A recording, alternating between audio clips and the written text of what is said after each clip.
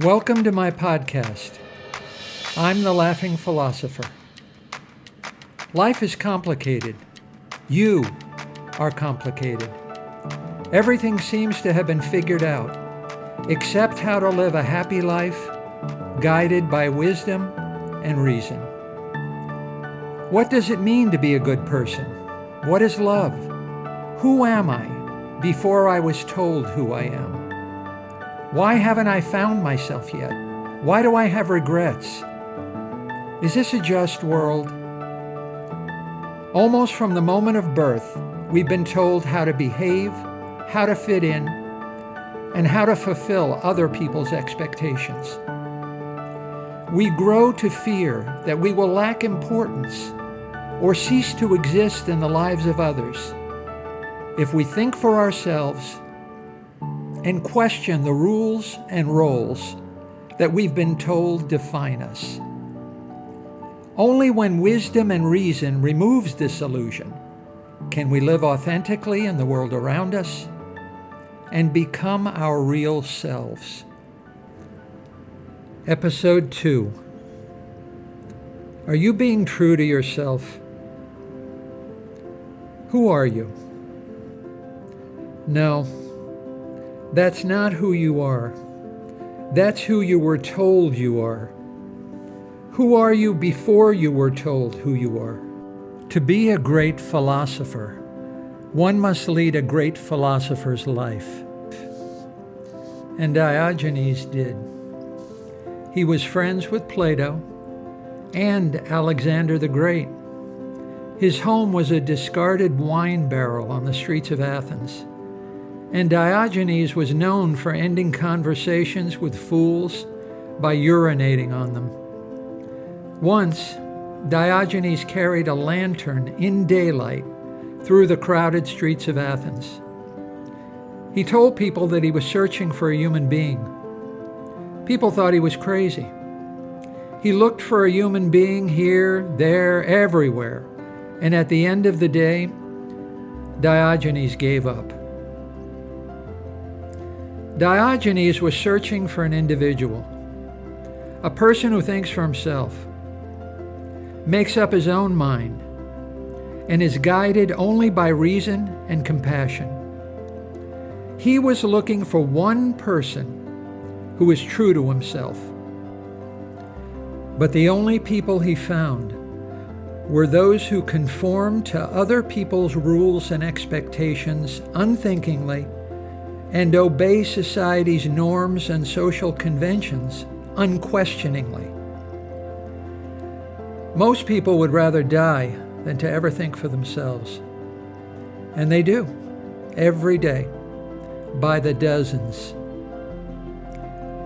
So what do you have to do to be an individual? You must return to who you are and know yourself again for the first time. Once, I had a dream. I was dead, and I stood before the throne of God to be judged. And God didn't ask me, "Why were you not Jesus Christ?" He asked me, "Why were you not Robert Corey?" Human behavior has been solved. Almost from the moment of birth, the structures of society become the structures of our consciousness. Malvina Reynolds sang, "There's a green one and a pink one, and a blue one and a yellow one, and they're all made out of ticky-tacky, and they all look just the same." Conventional roles and rules are engraved on your personality, like the inscription on a gravestone. They become your own. They are not out there. You feel as if they've always been part of you, and they become who you are.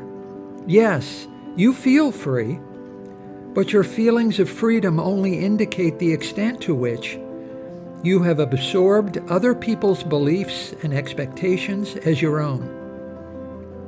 Just as a tree absorbs rain, You feel free because you are a prisoner. And like Diogenes, if you feel like a prisoner, then you are truly free. Do you want freedom or servitude? An original thought is frightening to most people. And yet, every new idea has entered the world through the mind of one human being who is not afraid to be an individual and to think for oneself. Kierkegaard wanted only 2 words to be inscribed on his gravestone: the individual. But the church refused. Your life is not a role that must be performed. Your life is not a script with lines that must be spoken, and with feelings and emotions that must meet the expectations of your audience, of parents, friends, and strangers. Your life is not a performance to be judged. People who think the stuff they see on television is just like the real-life world are probably the same people who think an aquarium is just like the ocean. Your life is an orchestra of possibilities which reaches to infinity. Your life is a process of self-creation to be worked out and determined by you and you alone. You exist for yourself. Your life is not a question with a right or wrong answer. The only question there is to ask about everything you do, every action, every emotion, every thought, and every idea, is this: are you true to yourself? And the only right answer is, I am more than what I am expected to do. I am me. Most people are happy to do what other people expect of them. Ask yourself, when was the last time another person's behavior really surprised you because it was not what you expected of him? Most people are terrified of the individual, and individuality is often mistaken for insanity. Mostly, life is spent frantically searching for a book of instructions and desperately trying to escape from freedom. Is the place you're running away from actually where you need to be? Actually, there is no method, no guru, no teacher, and 1,000 right ways of doing everything. We don't see things as they are. We see things as we are. Therefore, make up your own mind about the rightness and wrongness of things, not based on what you're told by others, but based on what you see, feel, and experience with your own eyes, your own heart, and your own mind. Make up your own mind about the goodness and badness of people, not based on how others have been treated by them, but based on how they have treated you. Make up your own mind about the morality and immorality of human behavior, not based on other people's tastes and preferences, but based on your own wisdom, reason, and compassion. Do you want to make tomorrow one of the best days of your life? Defy expectations. Start with little things. Carry an umbrella on a sunny day. Call your boss by her first name. Wear 2 different socks.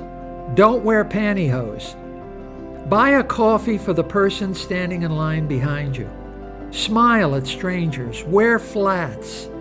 Carry a flashlight on a sunny day. Do the unexpected. You have nothing to lose, but I promise you'll discover something important about yourself. You'll be surprised how even the most innocent deviation from conventional behavior will not be overlooked by others. So strong is the pressure to conform. Look at a clock. Watch the second hand. Every moment is just like the one before and after it, devoid of feeling, meaning, and emotion. Why not fill every glass with wine? Defy expectations, and I promise you one of the most memorable days of your life. Sartre writes of a waiter who treats being a waiter as a performance. Sartre keeps wanting to find the real person behind the role, but there is only the script, a set of lines from the waiter. Until Sartre begins to feel like a character in a performance with his own scripted role. Where is the person inside the waiter? He's out of reach. You can't speak to him, only to the waiter. The human being has been reduced to a social role as a result of other people's demands and expectations. The waiter plays the role assigned to him perfectly. He plays the waiter in such a complete way that he lives up to the expectations of his customers and his employer.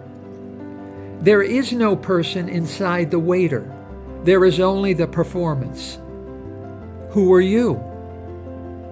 Are you the one and only you? Or are you a person like any other, playing the role of who you are told you are? Are you no more than the roles you are told to play? Are you out of reach, even to yourself? Hemingway wrote a story about an old fisherman and a great fish he dreamed of catching one day. The fisherman and the fish have a great battle, and the old man is the victor. He ties the fish to the side of his boat and heads home.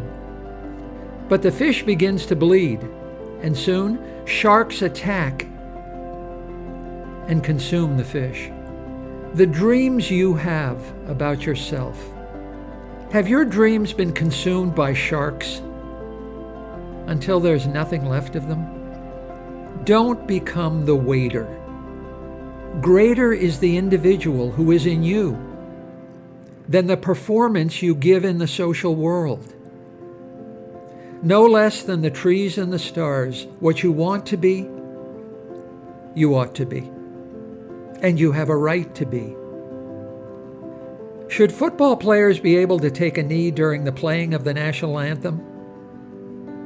There is never a wrong time to be true to yourself. We figured out everything else.